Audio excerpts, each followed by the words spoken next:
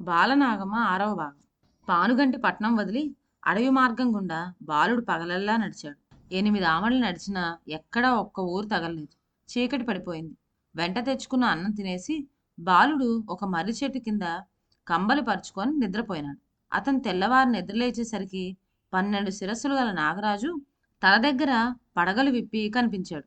సర్పరాజు తనకి అపకారం చేయటానికే వచ్చాడనుకొని బాలుడు చంద్రాయుధం దూశాడు, కానీ ఎత్తించే ఎత్తినట్టే ఉంది. బాలుడితో నాగరాజు ఇలా చెప్పాడు: బాలవద్దిరాజా, మీ తల్లి బాలనాగమ్మ మా నాగేంద్రుడు వరాన పుట్టింది కనుక నువ్వు నా మనవడవు. నువ్వు మీ తల్లిని తీసుకొస్తావు. నీ చేతిలో మాయల ఫకీర్కు చావున్నది, కానీ నీకొక చిన్న గండం ఉంది. నాగల్లపూడి గట్టున ఫకీర్ ఒక శక్తిని కాపలా పెట్టాడు. అది మాయావేషం వేసుకుని తక్కుతూ తారుతూ నీ దగ్గరికి వస్తుంది. దాని మాయల్లో పడకు, జాగ్రత్త. ఈ మాటలు విని బాలవద్దిరాజు నాగరాజుకు సాష్టాంగపడి ఆశీర్వాదం పొందాడు. ఆ పగలల్లా నడిచి అతను పులిరాజు పట్టణం చేరుకొని పొద్దుకూకే వేళకు పూటకుళ్ళ పెద్దమ్మ ఇంటికెళ్ళాడు. బాలుడు అన్నం నీళ్లు లేకుండా చాలా దూరం నుంచి వచ్చాడని పూటకుళ్ళ పెద్దమ్మ చప్పున పొయ్యి రాజేసి 4 కూరలు తరిగి వంట ఆరంభించింది. ఏమిటవ్వా ఈ ఊళ్ళో విశేషాలు అన్నాడు బాలుడు. విశేషాలేమున్నాయి నాయన, మంచి నీరు ముట్టి 6 నెలలైంది కదా అన్నది పూటకుళ్ళ పెద్దమ్మ. అదేం పెద్దమ్మ, తాగటానికి ఉప్పు నీళ్ళే, వంటకి ఉప్పు నీళ్ళే, పప్పుడొక్క చస్తున్నామంటే నమ్ము. మీ ఊరికి మంచినీళ్ళు బావి లేదా? ఉంటే ఏం లాభం నాయన, మా ప్రాణం మీదకి పులి ఒకటి దాపరించేగా. చెప్పవు, ఎక్కడుందా పులి? నువ్వు వినలేదుగా మాలు. మా ఊరి కోట ఉత్తరపు గోడవతల మంచినీళ్ళ బావి దగ్గర చేరింది ఒక పాపిష్టి పులి. 6 నెలల నుంచి అటుకేసి వెళ్ళిన వారిని అందరినీ చంపుకు తింటున్నది. దాన్ని చంపడం ఎవరి వల్ల కాలేదు అన్నది పెద్దమ్మ. మీ ఊరి రాజుగారు ఏం చేస్తున్నారు? ఏం చేస్తారు? 18 కులాల వాళ్ళలో ఎవరు పులిని చంపినా తన కూతురినిచ్చి పెళ్లి చేస్తానని చాటించారు. 3 మూరల కాగితం మీద అదే రాయించి నడివీధిలో అంటించారు. కానీ పులిని చంపే నాదుడేడి? బాలుడు భోంచేసి పడుకున్నాడు. తెల్లవారి లేచి స్నానం చేసి చద్దన్నం తిని రత్నకంబలి పైన వేసుకొని బయలుదేరి ఉత్తరపు దర్వాజా దగ్గరికి వచ్చాడు. దర్వాజా తాళం వేసి ఉంది, కానీ అక్కడ కాపలా వాళ్ళు ఉన్నారు. ఎవరోయ్, ఈ తలుపు తాళం వేశారేం? తీయండి, నేనిటు వెళ్ళాలి అన్నాడు బాలుడు. ఇటు నడవడం మానేశారు. తూర్పు దర్వాజా గుండా పో అన్నారు కాపల వాళ్ళు. నేను ఇటే పోవాలి అన్నాడు బాలుడు. అబ్బాయి, ఉన్నమాట చెప్పకపోతే మాకు పాపం చుట్టుకుంటుంది. ఇక్కడకు దగ్గరగా మంచినీటి బావి దగ్గర పెద్ద పులి ఉంది. అందిన వాన్నల్లా చంపుకు తింటోంది అన్నారు కాపలా వాళ్ళు. ఏది, ఆ పులిని ఒక్కసారి చూద్దాం. తలుపు తెరవండి అన్నాడు బాలుడు. కాపలా వాళ్ళు తలుపులు తెరిచి బాలవద్దిరాజును బయటికి పోనిచ్చి మళ్ళీ తలుపుకు తాళాలు పెట్టారు. బాలవద్దిరాజు పులిని వెతుక్కుంటూ మంచినీళ్ళ బావి దగ్గరికి వెళ్ళాడు. పులి ఆహారం వెతుక్కుంటూ వస్తూ బాలుని చూసి గాండ్రిస్తూ మీదకు దూకింది. బాలుడు చంద్రాయుధం దూసి దాని కుత్తుకలో పొడిచేశాడు. పులి వెల్లుకలా పడి తన్నుకు చచ్చింది. బాలుడు దాని కాళ్ళగోళ్ళు, తోక చివరి భాగము కోసుకొని తూర్పు దర్వాజా గుండా పట్నం ప్రవేశించి పూటకుళ్ళ పెద్దమ్మ ఇంటికి తిరిగొచ్చాడు.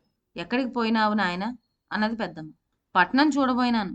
ఎంత చూసినా తనివి తీరటం లేదు. 1-2 రోజులు ఉండి గాని పోను అన్నాడు. ఇది ఇట్లా ఉండగా ఆ పట్నంలో తిప్పడనే చాకలి ఒకడున్నాడు. వాడు ఒట్టి పనికిమాలిన వెధవ.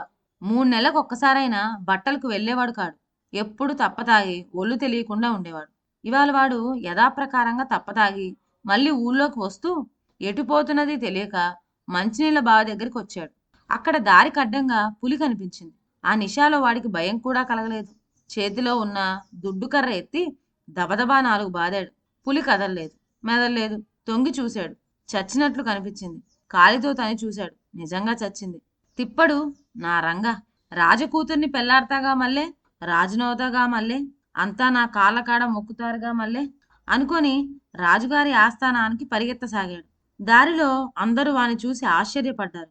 ఎవరైనా వాణ్ణి అడ్డం తగిలి పలకరిస్తే వాళ్ళని ఒక్క తోపు తోసి పరిగెత్తుతూ దివాణం చేరాడు. రాజుగారి దగ్గర సాష్టాంగపడి, మహాప్రభు, నేను మంచినీళ్ల బావికాడున్న పులిని చంపేశాను. కావాలస్తే శవాన్ని పరీక్ష చేసి నాకు తమ కూతుర్నిచ్చి వివాహం చేయండి అన్నాడు. రాజుగారు, రాజుబంధువులు కూడా ఈ వార్త విని నిర్ఘాంతపోయినారు. మహావాళ్ళు చంపలేకపోయిన పులిని ఈ తాగుబోతు చంపుతాడని ఎవరనుకుంటారు? రాజుగారి కూతుర్ని తిప్పడికిచ్చి చేయటం ఎట్లా? ఆడిన మాట తప్పటం ఎట్లా? రాజుగారి మనుషులు వెళ్ళి చచ్చిపోయిన పెద్ద పులిని పరీక్షించారు. పులి చచ్చిన మాట నిజమేనని తేలింది. చాకలి తిప్పడు పులిని చంపాడు కనుక మంచి ముహూర్తం చూసి వాడికి రాజుగారి కూతురు సుభద్రాదేవిని ఇచ్చి పెళ్లి చేస్తామని రాజుగారు చాటింపిచ్చాడు. రాజుగారింట ఎవరి ముఖాన ఆనందం లేదు. సంబరం అంతా చాకలి తిప్పడిది.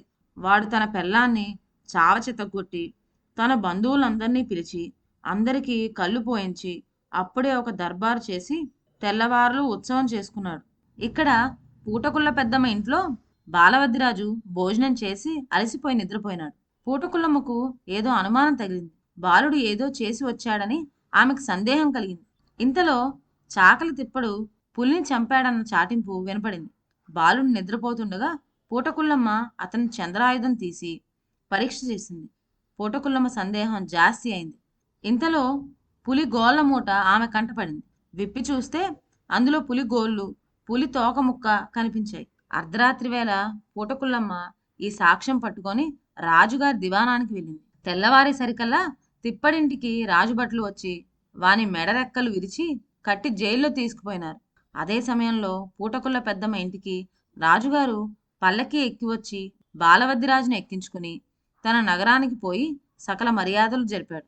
పులిరాజు తనకు సుభద్రనిచ్చి పెళ్లి చేయటానికి ప్రయత్నాలు చేస్తున్నాడని తెలియగానే బాలవద్దిరాజు, నేను మా తల్లిని చెర విడిపించపోతున్నాను. అందుచేత ఇప్పుడు పెళ్లి చేసుకోవడం భావ్యం కాదు. మా అమ్మతో సహా తిరిగి వచ్చేటప్పుడు ఇక్కడ ఆగి పెళ్లి చేసుకొని మా ఊరు పోతాను అన్నాడు. బాలుడు చెప్పిన దానికి పులిరాజు సరేనని నాగంబొట్లనే బ్రాహ్మణ్ణి తోడిచ్చి పంపాడు. పులిరాజు పట్టణానికి గంగావాది పట్టణానికి 12 ఆమడ దూరం. 2 జాములు పొద్దెక్కే వరకు ఇద్దరు నడిచారు. బాలుడికి దాహం అయింది. బ్రాహ్మడు బావి చూపిస్తానని రమ్మని పక్కదారి పట్టించి ఒక పాడుబడ్డ నూతి దగ్గరికి తీసుకుపోయినాడు. ఆ బావిలో నీరు లోతుగా ఉంది. లోపలి పక్కల రేగు పొదలున్నాయి. నీరు చేరుకునేటందుకు దారి లేదు. అందుచేత నడుముకి బాలవద్దిరాజు పాగా చుట్టుకొని ముందుగా బ్రాహ్మణుడు బావిలో దిగి నీరు తాగి పైకొచ్చాడు. పైకి వచ్చిన బ్రాహ్మణుడు, అబ్బాయి, బావి చాలా లోతుగా ఉన్నది. నిలువున రేగి కంపలున్నాయి. నీ నగలు కత్తి తీసిపెట్టి దిగు, లేకపోతే నిష్కారణంగా కంపలకు చిక్కుకొని నీటిలో పడిపోతావు అని చెప్పాడు. బాలుడు బ్రాహ్మడి మాటలు నమ్మి తన నగలు కత్తి తీసి ఒడ్డున పెట్టి నడుముకు పాగా చుట్టుకొని బావిలోకి దిగాడు. బాలుడు బావిలో దిగిందే వ్యవధానంగా బ్రాహ్మడు కత్తితో పోగు కోసి బాలుడి నగలు కత్తి అపహరించి గంగావాది పట్నం వెళ్ళి ఆ నగలు భోగం వాళ్ళకిచ్చి విలాసంగా తిరగసాగాడు. కొంతకాలానికి బ్రాహ్మడి దగ్గర డబ్బైపోయింది. ఎవ్వరూ దగ్గర చేరనివ్వలేదు. పొట్ట పోసుకోవడానికి గోపాలస్వామివారి గుడి పక్క రథం దగ్గరికి చేరి యాచన ఆరంభించాడు. ఇక్కడ నాగంబొట్లు పాగా కోసేయగా నీటిలో పడిపోయిన బాలవద్దిరాజు నిద్రాహారాలు లేకుండా ఆ బావిలో చాలా కాలం ఉన్నాడు. ఎన్ని కేకలు పెట్టినా ఆ కీకారణ్యంలో ఆలకించేవారెవరూ లేరు. ఇంతలో ఒకనాడు గంగావాది పట్నం రాజు అడవికి వేటకు పోయి వేట కుక్కలకు నీరు పెట్టడానికని ఈ పాడుబడ్డ బావి దగ్గరికి పరివారంతో కూడి వచ్చాడు. రాజుగారి నౌకర్లు చెంబుకు పాగా కట్టి నూతిలో వేయగానే బాలుడు ఆ పాగా పట్టుకున్నాడు.